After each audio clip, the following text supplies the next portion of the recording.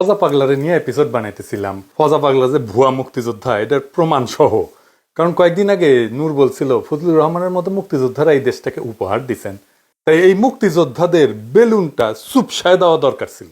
এছাড়াও লতিফ সিদ্দিকীদের দেয়া ৭১ মঞ্চের মাধ্যমে আওয়ামী বয়ান ফেরি করার চেষ্টা করেছে, মানে সিপা চাপি যা পাবে তাই দিয়া ঢুকবে আওয়ামী লীগ। আর আজকে হঠাৎ করিয়া নূরকে মারাত্মকভাবে আহত করলো সেনাবাহিনী। হ্যাঁ, সেনাবাহিনী, পুলিশ কিছু দেখা গেছে, কিন্তু পুলিশের তরফ থেকে কোনো নির্দেশনা যায়নি, গেছে সেনাবাহিনীর তরফ থেকে। যদিও ফজা পাগলারে নিয়ে কিছু করি নাই, কিন্তু এই সমস্ত ঘটনা কিন্তু একই সুতায় বাঁধা। আমি দেখাই দেবো একে একে। আগে দেখি এই হামলায় সেনাবাহিনীর কে কে ছিল। আজকের হামলা হয়েছে লেফটেন্যান্ট কর্নেল রকিব, অধিনায়ক 18 ইস্ট বেঙ্গল, বর্তমানে জেলে থাকা আওয়ামী জেনারেল সালাউদ্দিন মিয়াজির ব্যক্তিগত স্টাফ ছিল, এবং এর সাথে ছিল লেফটেন্যান্ট কর্নেল আফজালুর রহমান। এই দুইজনের সরাসরি নেতৃত্বে এই হামলাটা হয়েছে।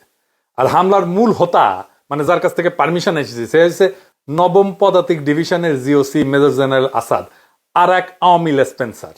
তার আদেশেই রকিব আর আফজাল হামলাটা করছে। গণ অধিকারের অফিসের ভিতরে ঢুকে আসবাবপত্র ভাঙচুরের পাশাপাশি টয়লেট ভেঙেও নেতাকর্মীদের উপরে হামলা করছে সেনাবাহিনী। নূরকে আইসিইউ নেওয়া হয়েছে। আমি ব্যক্তিগতভাবে খোঁজ নিছি, আঘাত গুরুতর, তবে খারাপ কিছু ঘটবে বলে ডাক্তারদের আশঙ্কা নাই। এবং আইসিইউ আসলে নেওয়া অবস্থার অবনতির জন্য না, বরং অবনতি যেন আরো না হয় তার আগাম ব্যবস্থা হিসেবে এটা করা হয়েছে। আমি সবাইকে আহ্বান করব, নূরের দ্রুত আরোগ্যের জন্য আপনারা সবাই দোয়া করবেন, যেন বেচারার কোনো ধরনের সমস্যা না হয়। নূরকে এমনভাবে পেটানো হয়েছে যা আগে কখনো কোনো রাজনৈতিক দলের প্রধান নেতাকে করা হয়নি, সেটা যত ছোট দলই হোক না কেন। গণ অধিকারের অফিসে কেন হামলা করলো? পেটানোর পরে জুলাই আন্দোলনের পক্ষের একটা রাজনৈতিক দলের অফিসে আর্মির হামলা এই প্রথম। কেন করলো এটা আমরা মিলাই দেখবো। এখন প্রশ্ন হইতেছে যে কেন হইল। বিশেষ করে নূর যখন ওয়াকারের পক্ষে সবসময় দাঁড়াইছে, আর্মির পক্ষে দাঁড়াইছে সবসময়, হাসনাতের সাথে যখন ওয়াকারে সে বিতর্ক হইল না, নূর ওয়াকারের স্পোক্সম্যান হয়ে উঠলো। সে কইল ওয়াকারের ডাকে যায় নাই, ছাত্র নেতারা নিজে নিজেই গেছে। দেখেন ওই সময় নূর কি বলছিল সেটা একটু বলি। মানে আর্মিরে পাম দিয়া নূর বলছিল 5ই আগস্টের অভ্যুত্থানে সেনাপ্রধান ওয়াকারুজ্জামান গুরুত্বপূর্ণ ভূমিকা রাখছিলেন। 90 স্বৈরাচার এরশাদকে যেভাবে তৎকালীন সেনাপ্রধান নুরুদ্দিন খান জানাই দিয়েছিলেন, মিস্টার প্রেসিডেন্ট আপনাকে ক্ষমতা ছাড়তেই হবে। বর্তমান সেনাপ্রধান ওয়াকারুজ্জামানও কিন্তু শেখ হাসিনার আত্মীয় হইয়াও তাকে 4ই আগস্ট জানাই দিয়েছিলেন, প্রধানমন্ত্রী আপনাকে ক্ষমতা ছাড়তে হবে। আর সেনাবাহিনীকে টার্গেট করে এই ধরনের বক্তব্য আসাটা আমি সম্পূর্ণভাবে উদ্দেশ্যমূলক এবং অভিসন্ধিমূলক বলে মনে করি। এই গণ অভ্যুত্থানে সেনাবাহিনীর বড় একটা ভূমিকা ছিল, যা ভুলে গেলে চলবে না। সেনাবাহিনীর দিছে ওরে শান্টিং, এখন ও এটা শান্টিং ভুলে গেলে এখন হয়। আর ভিডিও দেখি, শুনেন। সেনাবাহিনী এই ছাত্র জনতার গণ অভ্যুত্থানের শুরু থেকেই আমাদের সাথে ছিল এবং তাদের ছাত্র জনতার পাশে এসে দাঁড়ানোর ফলেই এই আন্দোলন চূড়ান্ত রূপ পেয়েছে এবং দেশপ্রেমিক সামরিক বাহিনীকে সেজন্য আমরা ধন্যবাদ জানাই। আমরা যে একটা নতুন রাষ্ট্র, নতুন রাজনৈতিক ব্যবস্থা গড়ে তুলতে চাই, সেখানে সামরিক বাহিনী, প্রশাসন, ছাত্র জনতা সকলের অংশগ্রহণ প্রয়োজন। সেখানে সামরিক বাহিনী কিংবা প্রশাসনের মধ্যে এই ধরনের বিশৃঙ্খলা তৈরি করে উস্কানি দিয়ে এটা করা সম্ভব নয়। যারা এগুলো করছে এর পেছনে কারণগুলো খতিয়ে দেখা দরকার। এমনকি এই ম্যাট খাওয়ার আগে, এই কিছুক্ষণ আগে, ম্যাট খাওয়ার কিছুক্ষণ আগে নূর কি বলছিল সেটা দেখি। আমাদের ভিডিও বানায় রাজনীতি খাই দেবে, এত আম্মকের দল, তারা ভিডিও বানায় আমাদের রাজনীতি খাই দেবে। আমাদের রাজনীতি এত সস্তা? হ্যাঁ, মির্জা ফখরুল সাহেবকে বানায় ভারতের দালাল, আমির খসরু মাহমুদ চৌধুরীকে বানায় ভারতের দালাল, রুমিন ফারহানাকে নিয়ে ভিডিও বানায়, সালাউদ্দিন সাহেবকে নিয়ে ভিডিও বানায়, জামাতের নায়েব আমির তাহের সাহেবকে নিয়ে ভিডিও বানায়, আমাদেরকে নিয়ে বানায়। তাহলে এই দেশে আর রইলটাকে বাকি? তাহলে তাদের রাজনৈতিক এজেন্ডাটা কি? এই দুষ্ট লোকগুলো সূক্ষ্মভাবে মানুষকে বিভ্রান্ত করছে, মানুষের ব্রেন ওয়াশ করার চেষ্টা করছে। তারা অলিয়া উলিয়া দেখবেন মাঝে মাঝে ইসলামী লাইনে দু একটা কথা বলে, দু একজন হুজুর মাদ্রাসার ছাত্রদের পক্ষে ফেসবুকে স্ট্যাটাস দেয়, তাদের ফেসবুক রিচটা, ভিউটা ঠিক রাখার জন্য। তারপরে ওই ভিডিও বানিয়ে সেদিন নাকি শুনেছি ওয়ালটনের কাছে পাঠিয়েছে। এই যে নতুন আরেকটা টাউট দোকান খুলেছে বাংলা এডিশন নামে, সে চালায় নিউ ইয়র্কে উবার, সে এখানে 1.5 কোটি টাকা খরচ করে আপনার লা মেরিডিয়ান হোটেল, লা মেরিডিয়ান 5 স্টারে বাংলা এডিশন নামে ধান্দাবাজির নতুন দোকান খুলেছে। ছাত্র পার্টিকে কিন্তু এখন পর্যন্ত নিষিদ্ধ করা ওইভাবে যায় নাই। কিছুক্ষণ আগে বন্দুকলা গাড়ি দেখেছেন না, এখান থেকে টহল দিয়ে গেছে। তারা ভেবেছে আপনারা যদি জাতীয় পার্টির কার্যালয়ের দিকে যাত্রা শুরু করেন, সেই জন্য বন্দুকওয়ালারা একটা টহল দিয়ে গেছে। তাহলে জাতীয় পার্টিকে বন্দুক দিয়ে পাহারা দেওয়া হচ্ছে।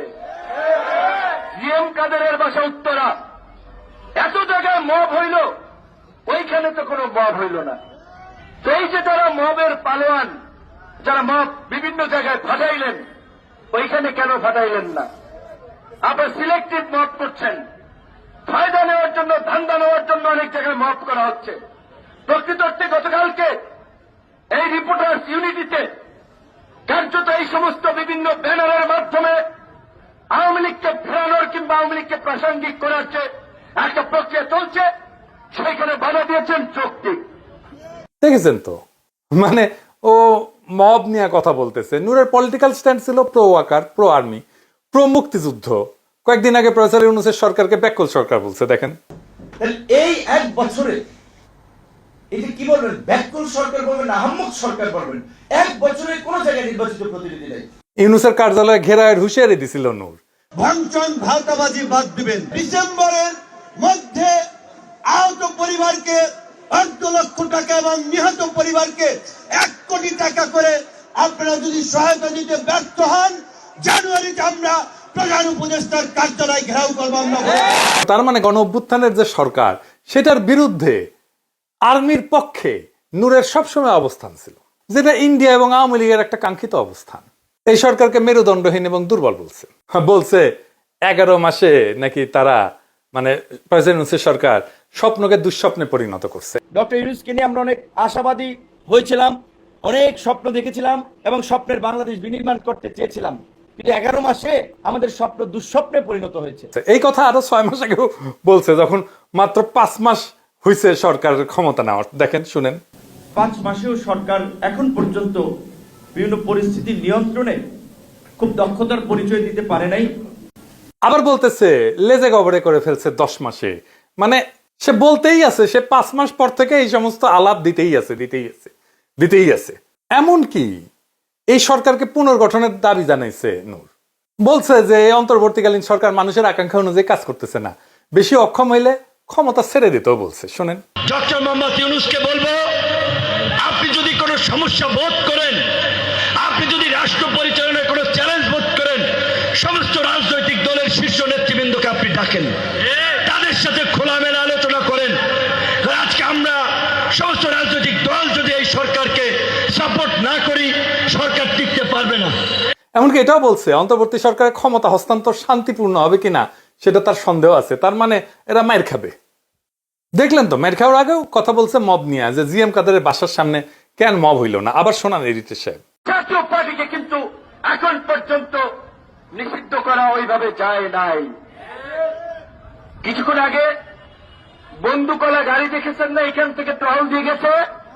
তারা ভেবেছে আপনারা যদি জাতীয় পার্টির কার্যালয়ের দিকে যাত্রা শুরু করেন, সেই জন্য বন্দুকওয়ালারা একটা টহল দিয়ে গেছে। তাহলে জাতীয় পার্টিকে বন্দুক দিয়ে পাহারা দেওয়া হচ্ছে। জিএম কাদেরের বাসা উত্তরা, এত জায়গায় মব হইল, ওইখানে তো কোনো মব হইল না। তো এই যে তারা মবের পালোয়ান, যারা মব বিভিন্ন জায়গায় ফাটাইলেন, ওইখানে কেন ফাটাইলেন না?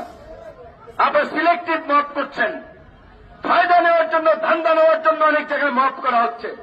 হাসিনার 2024-এর নির্বাচনের আগে এই নূর কিন্তু জাতীয় পার্টির অফিসে গিয়ে মিটিং করছে জাতীয় পার্টির সাথে। জি, কিন্তু কেন নূর জাতীয় পার্টি নিয়ে বিশেষ করে সোচ্চার হয়ে উঠলো, এটার কোনো ব্যাখ্যা কিন্তু আমি খুঁজে পাই নাই। একটা কারণ হইতেই পারে ব্যক্তিগতভাবে ওর সাথে কোনো সমস্যা আছে। আরেকটা কারণ হইতে পারে জাতীয় পার্টির নেতারা পয়সাওয়ালা মানুষ, তাদের সাথে টাকা পয়সার আবার কোনো লেনদেনের ব্যাপার আছে কিনা সেটা আমি জানি না। তো জাতীয় পার্টির সাথে দৃশ্যমান সমস্যা শুরু হয় 2024-এর নভেম্বরে রংপুর থেকে। নূরের পার্টির বিভিন্ন জায়গায় জাতীয় পার্টির অফিসে হামলা কিন্তু করছে নূরের দলের লোকেরাই। এইবার আসেন আমরা কয়েকটা ঘটনা মিলাই দেখি, হয়তো কিছু সূত্র আমরা পাবো।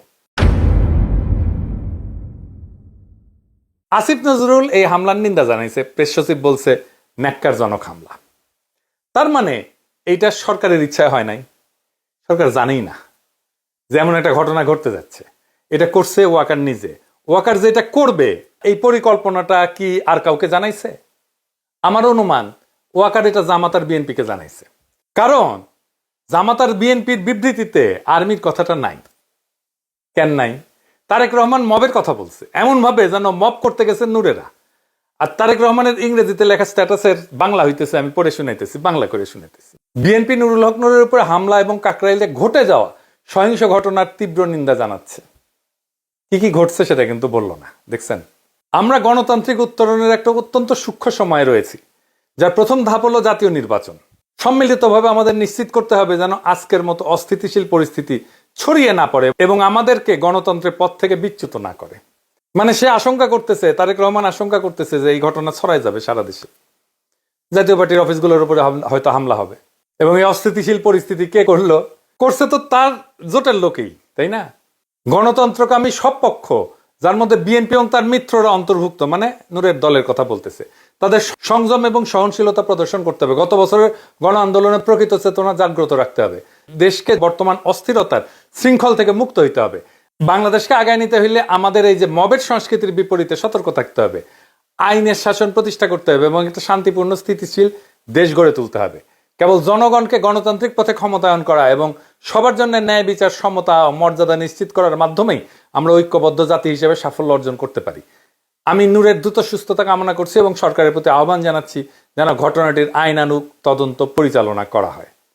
আর্মির কথা আছে নাই, এর মানে কি? মানে মার খাইছো, ফাঁসি খেয়ে থাকো। জামাতও তাই, বলে নাই কে মারছে। দেখেন, অত্যন্ত দুঃখজনক হইলে সত্য যে আর্মির ভূমিকা ইচ্ছা করে এড়ায় যাওয়া হয়েছে। ভাসুর হয়তো আর্মি, তাই তার নাম মুখে আনে নাই। তবে জুলাইয়ের তারুণ্য এই বিপদটাকে সঠিকভাবে উপলব্ধি করতে পারছে। এই ইস্যুতে একযোগে কথা বলছে। ওয়াকার আসলে আজকে টেস্ট করছে আমাদের হ্যাডম কতটুকু। সে রিফাইন্ড আওয়ামী লীগ আনতে যদি না পারে, তাহলে জাপাকে দিয়েই সে তার কাজটা করবে। ঢাকা বিশ্ববিদ্যালয়ের ছাত্ররা এনসিপি তাৎক্ষণিক মিছিল বের করছে, রাজপথে আসছে, তাদেরকে অভিনন্দন জানাই। খুবই গুরুত্বপূর্ণ রাজনৈতিক কাজ তারা করছে। এবার দেখেন, একটা খুব ইন্টারেস্টিং জিনিস দেখাই। এইখানে বুঝে যাবেন যে কারা এর পিছনে। পন্দের আলোর নিউজ, খুব ইন্টারেস্টিং। ঘটনা ঘটছে সন্ধ্যায়। গণ অধিকার পরিষদের নেতা নুরুল হক নূরকে গুরুতর আহত করা হয়েছে, ভিডিও ছড়ায় পড়ছে সোশ্যাল মিডিয়ায়। আর প্রথম আলো রাত 11:09 রিপোর্টে নূরের নাম পর্যন্ত নাই। এইটা সে টাইমটা দেখায় দেন। পুরা রিপোর্টটা করছে পুলিশের বরাতে। কেন কেন এটা এড়ায় গেল প্রথম আলোর মতো পত্রিকা? এইবার কানেকশন গুলো ধরতে পারতেছেন? মানে পুরা গেমটা খেলছে ইন্ডিয়া। ফজা পাগলারে মাঠে নামানো, লতিফ সিদ্দিকীরা মাঠে নামালো, আনিস আলমগীরকে মাঠে নামালো, আব্দুল নূর তুষারকে মাঠে নামানো, পান্নাকে মাঠে নামানো, গুলিস্তানে আওয়ামী লীগের ঝটিকা মিছিল, এই সবই একই সূত্রে গাথা। নিঃশব্দে বাংলাদেশ আরাক 111-এর পর থেকে হাঁটতেছে। আজকে ওয়াকার বুঝাই দিছে প্রফেসর ইউনূসের সরকার সে তো দেনা। আর তার এটা বুঝাইতে নূরকে স্যাক্রিফাইস করতে হয়েছে। একজনকে পিটাইতে হইতো রাজনৈতিক নেতা, গুরুত্বপূর্ণ রাজনৈতিক নেতা, সবাই চেনে কাকে? নূর। কারণ মনে করছে নূর এত ডিসক্রেডিটেড হয়েছে যে ওরে পিটাইলে জনগণ খুশি হবে। হয় নাই, উল্টা হয়েছে। উল্টা জনগণ নূরের পাশে দাঁড়াইছে। পিটায় ওয়াকার তার ক্ষমতা দেখাইলো যে আমি কি করতে পারি, আমার অ্যাডম দেখো। ইন্ডিয়ার বড় সাও আওয়ামী লীগকে নিষিদ্ধ করছো, ছোট সাও জাতীয় পার্টিতে কিছু বলবা না। কিন্তু বুঝতে পারে নাই এই আর্মিকে ব্যারাকে ফেরানোর দাবি উঠবে।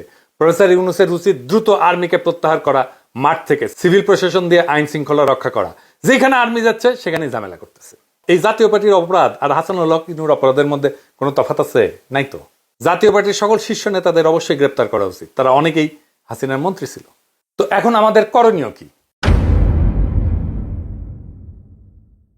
ইন্ডিয়ার রাজনৈতিক স্বার্থ রক্ষাকারী দল এবং শক্তিসমূহ, যারা আওয়ামী লীগ, জাতীয় পার্টি, 14 দলভুক্ত সব কয়টা ফ্যাসিস্ট পার্টিকে নিষিদ্ধ করার উদ্যোগ গ্রহণ করতে হবে। গণ অভ্যুত্থানে নেতৃত্ব প্রদানকারী শক্তিসমূহ এবং পক্ষ অবলম্বনকারী রাজনৈতিক দলগুলোকে অতি দ্রুত একসাথে বসতে হবে। যেখানে বিএনপি, জামাত ইসলাম, এনসিপি সহ খুনি হাসিনা সরকারের উৎখাতের আন্দোলনের সহযোগী অন্য দলগুলোর ঐক্যবদ্ধভাবে ফ্যাসিবাদের দোসর এবং ইন্ডিয়ার এজেন্ট জাতীয় পার্টি এবং 14 দলকে নিষিদ্ধ করার কর্মসূচি দিতে হবে। আজকের এই হামলা কেবল নূরের মাথা ফাটানো না, নূরের গায়ে লাঠি পড়া না, এটা আমাদের গণস্বপ্নকে ভাঙার চেষ্টা। সেনাবাহিনী আর ভারত পুষ্ট দোসরেরা ভাবছে যে ভয় দেখায় ছাত্র জনতাকে চুপ করানো যাবে, কিন্তু তারা ভুল করছে। বাংলাদেশের মানুষ ভয় পায় না, ভয় করা ভুলে গেছে। ভয় পাওয়াইছে হাসিনা অনেক দিন, সেই ভয় ভেঙেই হাসিনাকে সে তাড়াইছে। জনগণ পিছু হটবে না, ইতিহাস কাউকে মাফ করে না। আওয়ামী লীগ, জাতীয় পার্টি, 14 দল যে যার রঙে রাঙায় নিজেদের বাঁচাইতে চাইতেছে, তারা সবাই 2024-এর জুলাই বিপ্লবের পরাজিত শক্তির দোসর। আজকে বাংলাদেশকে রক্ষা করতে হইলে এই দোসরদেরকে নিষিদ্ধ করতে হবে। সেনারা ব্যারাকে ফিরুক, আইন শৃঙ্খলা রক্ষা করবে জনগণের সরকার, সিভিল প্রশাসন জনগণের প্রশাসন। আমরা চাই ভারতের দালালি থেকে মুক্ত একটা স্বাধীন রাষ্ট্র, আত্মমর্যাদাশীল রাষ্ট্র। আজকে সকল গণতন্ত্রকামী শক্তিকে এক টেবিলে বসতে হবে। বিএনপি, জামাত, এনসিপি, ছাত্র সমাজ সবাই মিলে ঘোষণা দিতে হবে, আমরা ফ্যাসিবাদের শেষ চিহ্ন মুছে দেব। ফ্যাসিবাদের সহচর সকল রাজনৈতিক শক্তিকে আমরা বাংলাদেশের রাজনীতি করতে দেব না। আমরা ভারতের দালালি ভাঙবো। আমরা বাংলাদেশের ভবিষ্যৎ নতুন করে লিখব। যত আঘাত আসুক, যত ষড়যন্ত্র হোক, ইতিহাসের চাকা আর পেছনে ঘুরবে না। ইনকিলাব জিন্দাবাদ।